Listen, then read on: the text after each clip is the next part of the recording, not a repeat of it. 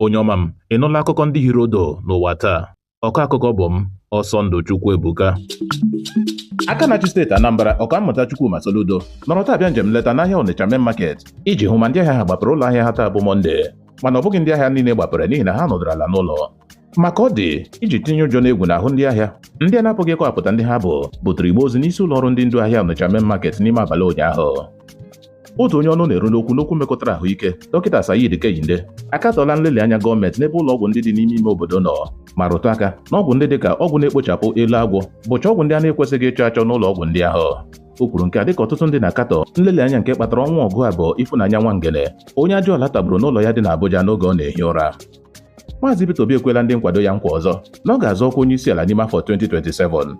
Maka ọ dị onye nchịkọta Obedient Movement, Tanko Yagasai, ekposala sịrịsịrịsịrị ahụ na Atiku pụrụ ịbụrụ ihe mgbochi nyere Peter Obi ịbụrụ onye ga-eji aha pati ADC zọọ ọkwa onye isi ala, ma rụtụ aka na Atiku pụrụ ịkwado Peter Obi. Ọ bụ na bụ akụkọ ndị ahụ hiri odo n'ụwa taa. Sonyere anyị na YouTube, Facebook nakwa WhatsApp chanel anyị na Akụkọ n'asụsụ Igbo.